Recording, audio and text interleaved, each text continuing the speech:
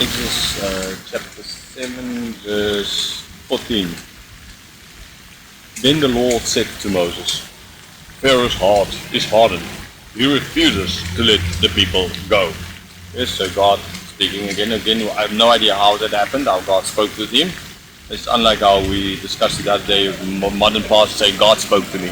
Yeah, right? God doesn't speak the same way to people these days. Anyhow, we have no, God speaks through His Word, right? We don't know how this happened. That's not the important part. God said, and what God said is so. Pharaoh is going to harden his heart. He's going to refuse to let the people go. As God said, it happened, and He's saying it again. He is refusing to let the people go, and this would not have been, in a certain sense, news to Moses because he could see it. Verse 15. Go to Pharaoh in the morning as he's going out to the water. Stand on the bank of the Nile to meet him, and take in your hand the staff that turned into a serpent. Right, so Pharaoh then speaking to, again telling Moses to go in the morning, okay, when Pharaoh is going to go to the water. Now we have no idea, what did he do? Did he go in the morning to kind of wash or something, or why did he say? Well, I mean, it makes sense if we go out in the morning. It's Egypt after all. It's hot during the day. You're not going to go out in the middle of the day. I mean, that's kind of stupid. So yes, in the morning we'll go out. But exactly what is the reason he went out there?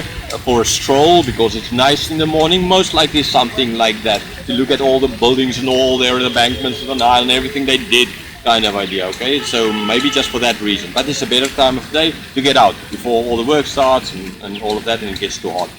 It's like now, even here in Kolkata, it's a little bit warm, but it's not that hot actually here. But then it's not as far as I know, the really hot season anymore. It's getting to the cold season, winter kind of idea.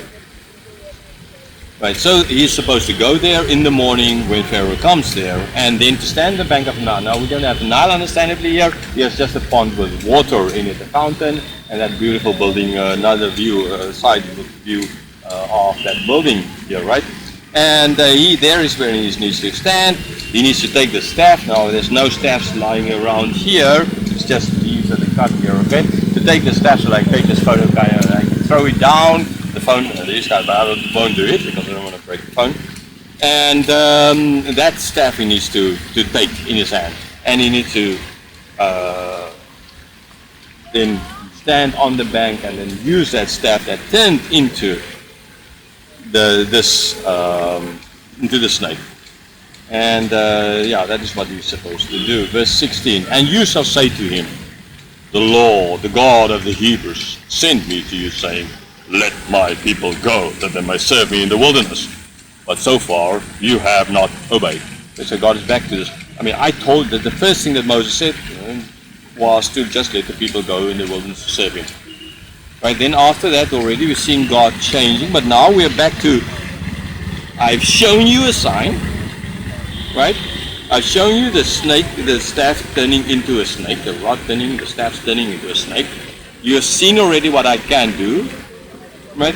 So I will make what I'm asking less. I'll just again ask you to just let him go into the desert to serve me. I'm not now saying let him go for good. I'm just saying I'm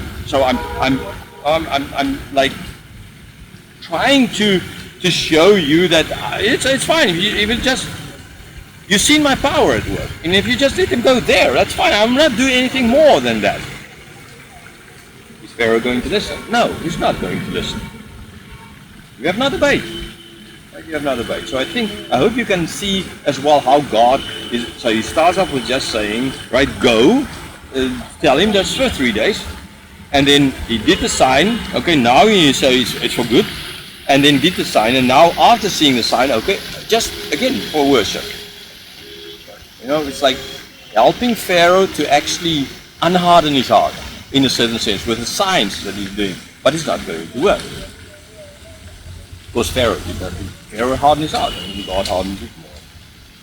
He has not obeyed. Verse 17. Thus says the Lord, by this you shall know that I am the Lord. Behold, with the staff that is in my hand, I will strike the water that's in the Nile, and it shall turn into blood. It's like strike this water here, right, and it turns into blood. Just imagine, now it's not very clean water, but still it's not red, it's not blood. I mean, just imagine the blood, the stench here, and all the flies and everything. I mean, man, that's horrible. So just for a second, imagine this fountain. How would people really react if all of a sudden blood starts spurting out of it? Even just red stuff starts spurting out. I don't know. I will like maybe throw up. Some people bite and stuff like that, and just try to get away because man, that's not kind of normal. So this is what God's going to do with this staff. The tentacle of the snake now will frighten the Nile, and it's going to turn into blood. Verse 18. The fish in the Nile shall die, and the Nile will stink, and the Egyptians will grow weary of drinking water from the Nile. Now, I mean, yeah, that kind of makes sense. If there were fish in here, I'm pretty sure there's not. But if there were fish and this turned into blood, then sure the fish is going to die because fish can't live in blood. I mean, even if it's not real blood, they are going to die. Right? So yes, and that death of all these fishes, understandably, will bring the stink. When they start decomposing, all these dead fish start decomposing, it's going to stink like mad. Even fresh fish, dead fresh fish stink. Not to speak about dead fish that's been dead and decomposing. And yes, drinking then water from the Nile is not going to be nice for them. I mean, who wants to drink water that's stinking and it's blood? I mean, I want to drink blood, but it's one thing to drink tomato juice. It's still great. I mean, kind of like tomato juice. I wouldn't say it's my favorite juice, but I think that's like drinking. Kind of looks like kind of drinking blood.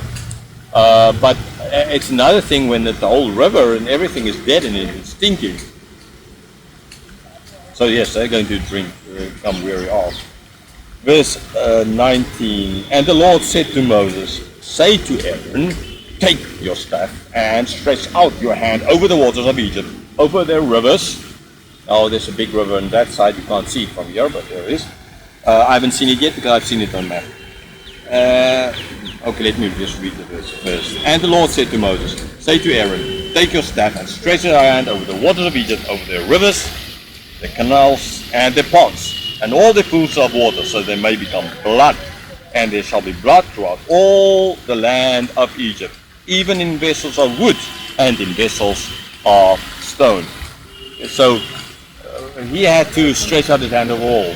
Like the river, I mentioned there's a river on that side. I've seen it on the map, I haven't seen it really. I think it flows from the Ganges River. Again, I just need to check on the map again. And there's a pond here where the fountain is. Now, all of this, and then even water, like there's a garbage bin and say water in there.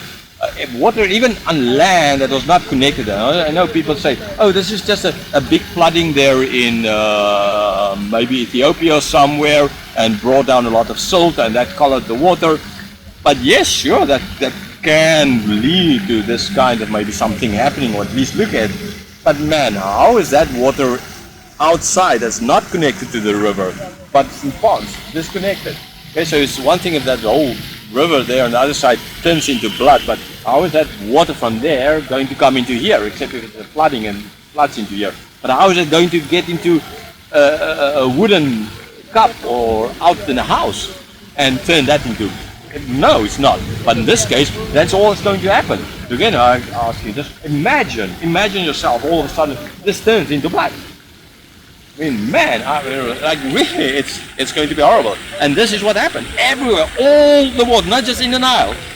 So because of flooding or something like that, but all the water, even the cups standing in the houses, will turn into blood. So what you're going, and you know, in the desert, go without water, you're going to die. You can go without food, but you can't go without water. And then this is now what God said is going to happen. Everything will turn into